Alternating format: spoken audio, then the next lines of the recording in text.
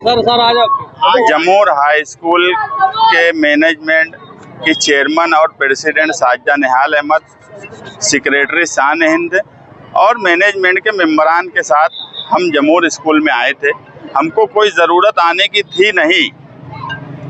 असल में authentic management यही है, कानूनी मैनेजमेंट यही है। इससे पहले सिर्फ ये हुआ कि हमारे अंजुमन की जमूर की एक लेडीज़ टीचर को प्रभारी बोल के 1 सितंबर तक साइनिंग अथॉरिटी दी गई, वो अपना काम करे।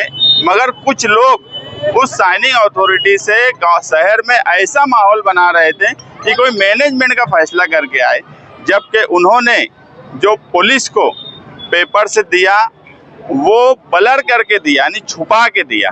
उनके पेपर पे ही लिखा हुआ है कि This document has been provided on the basis of document available on record limit does not authenticate genuineness of document।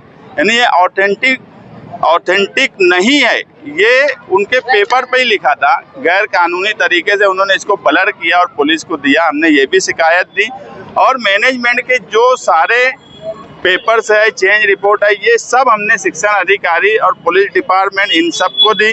Police department का इसमें कोई रूल नहीं होता, मगर कोई लॉ एंड ऑर्डर ना खराब हो, इसलिए पुलिस इससे पहले भी आई थी और अभी भी आई है।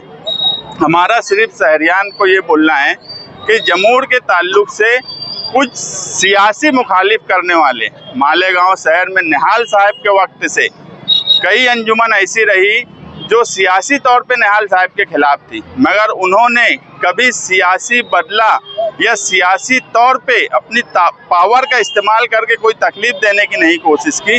मगर हम देख रहे हैं कि जमूर के मामले में मुखालिफ सियासी लोग जो है, वो जो लोग गैर कानूनी मैनेजमेंट की बात करते हैं, गैर कानूनी हैं, उनकी मदद करने की कोशिश करते हैं। इस तरह की सियासत की जा रही है, इसलिए हम यहाँ आए।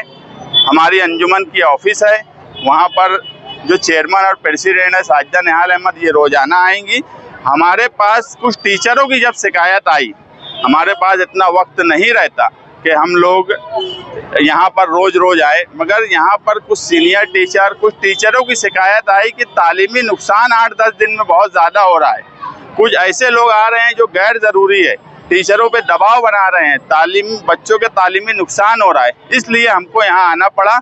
और अब जो है साजिदा निहाल अहमद एज अ चेयरमैन यहाँ पे रोज़ाना आएंगी ताकि तालीमी निज़ाम सही चले, क्योंकि मैनेजमेंट की जिम्मेदारी जो है वो मैनेजमेंट करेंगी, प्रिंसिपल का जो काम है वो प्रिंसिपल करेगा। हम नहीं चाहते, झुपड़पट्टी का हिस्सा है। यहाँ पर निहाल साहब और जो फाउंडर मेंबरान थे, उनका मकसद ये था कि ये गरीब बस्ती है और यहाँ के बच्चों का तालीमी नुकसान नहीं होना चाहिए, और हम नहीं चाहते कि बच्चों का तालीमी नुकसान हो। गुंडे, मवाली, इस तरह के लोग स्कूल में नहीं आना चाहिए। हम लोग जो मैनेजमेंट के लोग हैं ऑथेंटिक, वही लोग स्कूल में आया जाया करेंगे।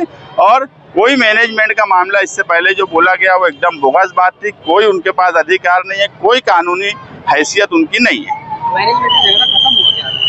मैनेजमेंट का झगड़ा कब होता कि मैनेजमेंट का झगड़ा आप समझ लो, इश्तियाक अहमद, निहाल अहमद ये और साजिदा निहाल अहमद, इनकी चेंज रिपोर्ट का मैनेजमेंट का झगड़ा था, ये बात बराबर है। वो चैरिटी कमिश्नर में है। मुश्ताक अहमद निहाल अहमद जो है, हमारे मुश्ताक भैया, वो ऑथेंटिक मेंबर भी नहीं है। जो आदमी मेंबर ही नहीं है वो चेयरमैन हो सकता है क्या? एक सोसाइटी जो अपन महल्ले की रजिस्टर करते ना, उसमें भी मेंबर लगता बनने के लिए। इन्होंने सिर्फ चैरिटी में एक एप्लीकेशन दाखिल किया।